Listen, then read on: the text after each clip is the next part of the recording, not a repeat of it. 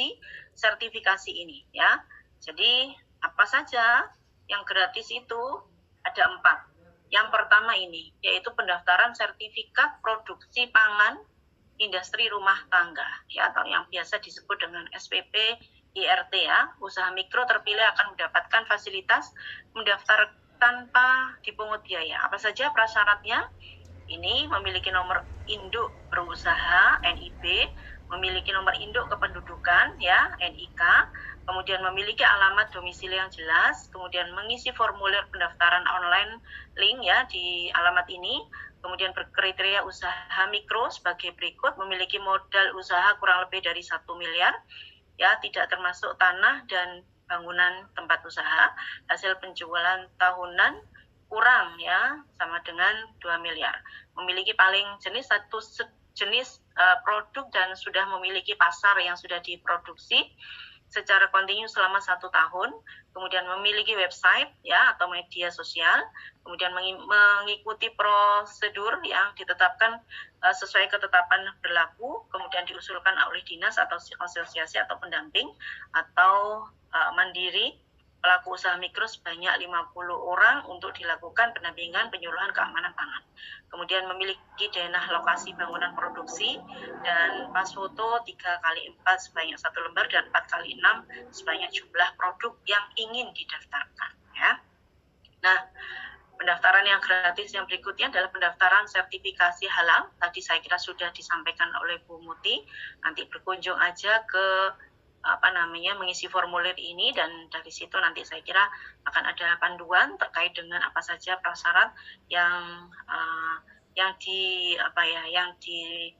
diberikan oleh lembaga ini agar nanti usaha Anda punya sertifikat halal ya. Kemudian pendaftaran merek, usaha mikro terpilih akan mendapatkan fasilitas pendaftaran tanpa dipungut biaya ya.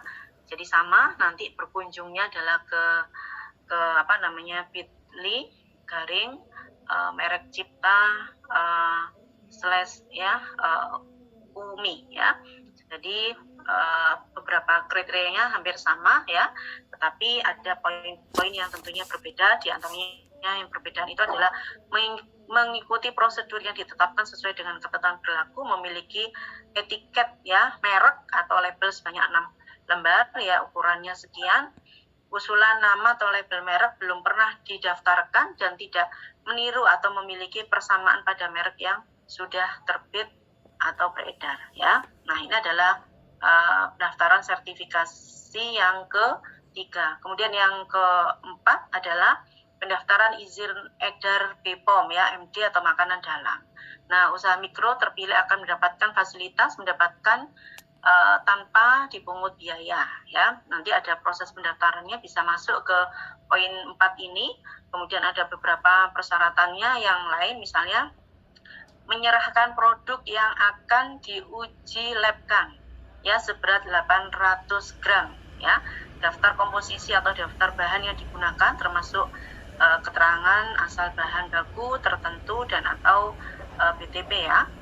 Proses pengolahan produk sudah terpisah dengan kegiatan rumah tangga, kemudian memiliki hasil audit sarana produksi dan piagam program manajemen risiko ya, dan memiliki atau sertifikat cara produksi pangan olahan yang baik, dan yang terakhir adalah surat kuasa untuk melakukan pendaftaran pangan olahan.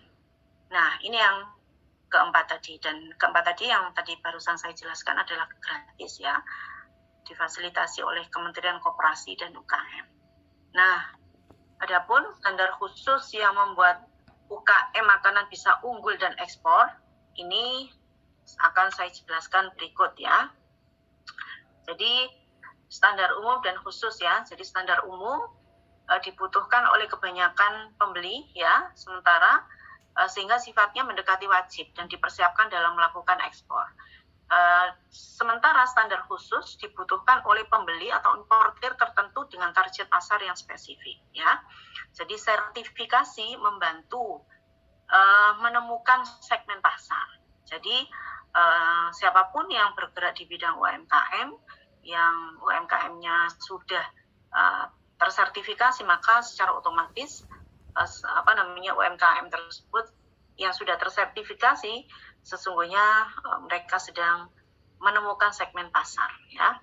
Nah, ini adalah yang tadi saya sampaikan bahwa jenis-jenis standar khusus ya untuk produk makanan.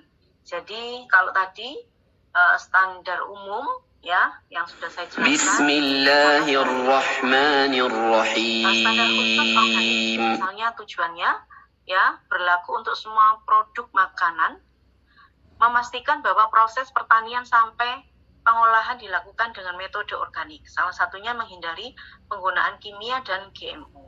Ya, standar yang paling diakui EU organik, ISDA organik, IFOAM ya, sertifikasi organik lainnya di masing-masing negara. Karena masing-masing negara punya proses sertifikasi yang berbeda-beda sesuai dengan negaranya. Kemudian jenis standar khusus yang lainnya adalah fair trade, ya, memastikan perdagangan yang etis dan adil